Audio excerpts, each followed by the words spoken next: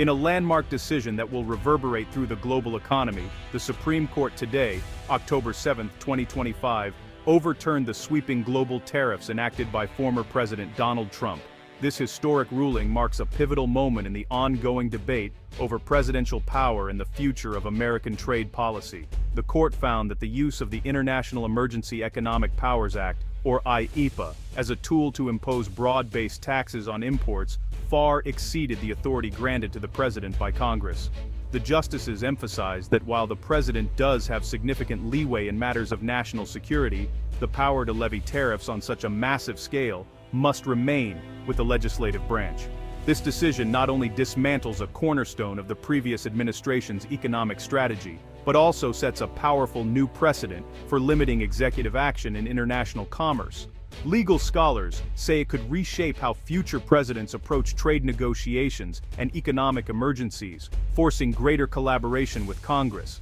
The ruling, delivered by an unexpected majority, has created unusual alliances among the justices and defied traditional ideological lines.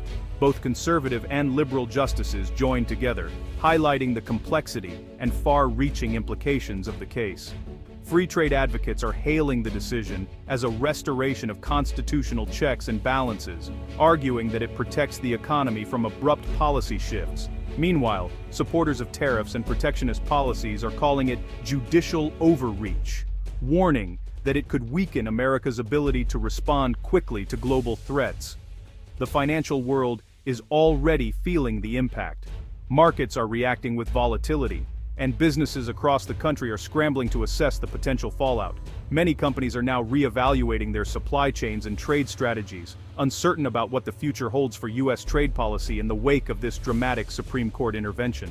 The Supreme Court's review was prompted by legal challenges from American businesses and trade groups. They argued the tariffs, affecting hundreds of billions in goods, were imposed illegally and harmed their operations. The president's use of IEEPA, they claimed, was a misapplication, meant for specific emergencies, not broad trade wars. The court's decision to hear the case signaled the gravity of the constitutional questions involved.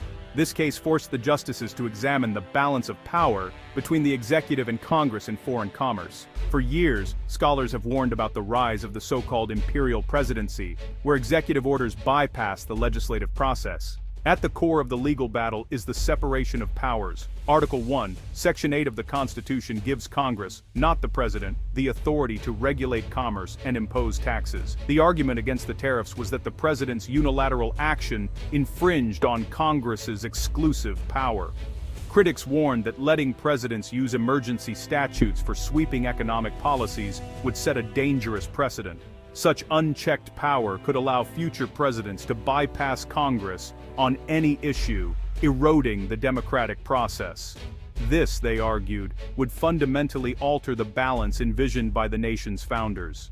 The defense in this case centered its arguments on a broad and robust interpretation of the International Emergency Economic Powers Act, or IEPA. According to government lawyers, this legislation was intentionally crafted to grant the president sweeping discretion to address a wide range of threats, whether to national security, foreign policy, or the economic stability of the United States. They emphasized that the framers of IEPA understood the unpredictable nature of global affairs and the need for the executive branch to act swiftly and decisively when the nation's interests are at stake. This flexibility, they argued, is not just a feature of the law, but its very purpose.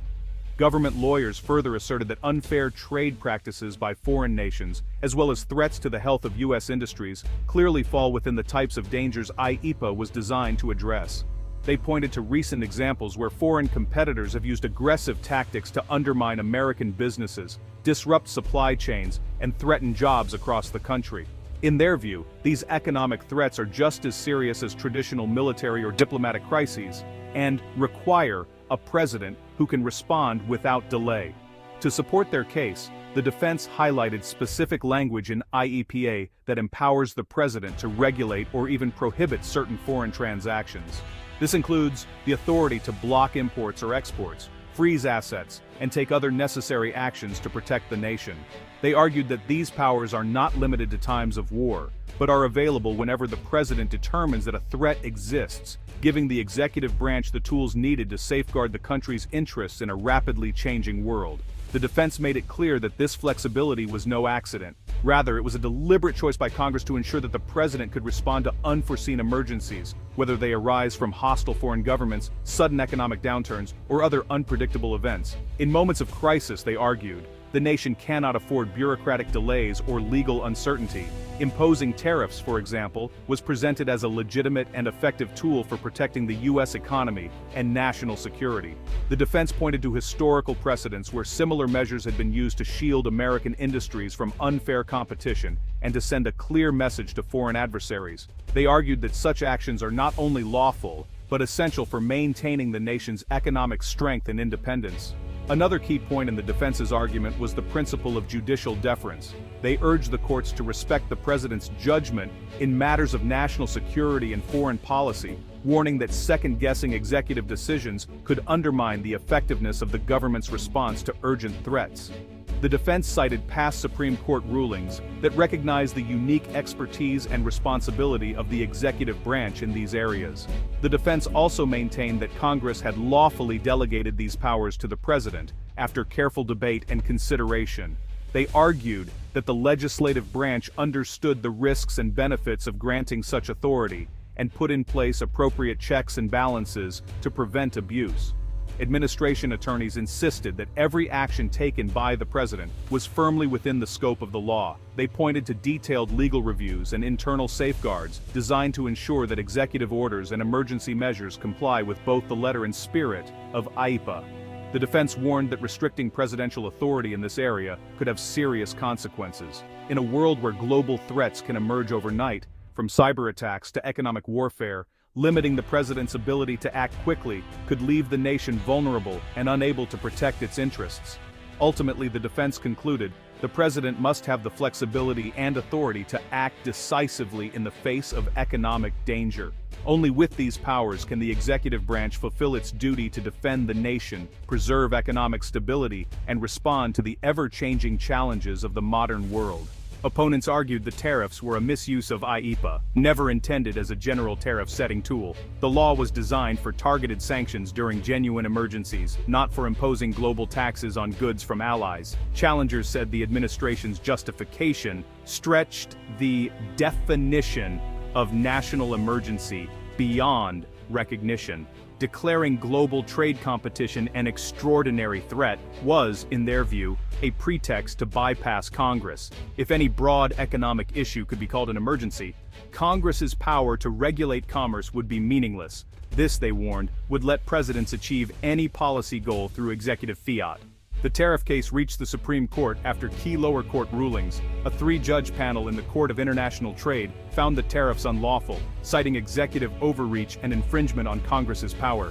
The Supreme Court's decision has immediate, far-reaching economic consequences. The government may have to refund a significant portion of the $165 billion collected from importers. This could hit the federal budget and create logistical challenges as thousands of businesses file claims.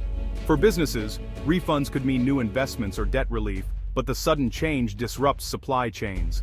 Many companies had already adjusted to the tariffs. Now they must adapt again, causing short-term instability.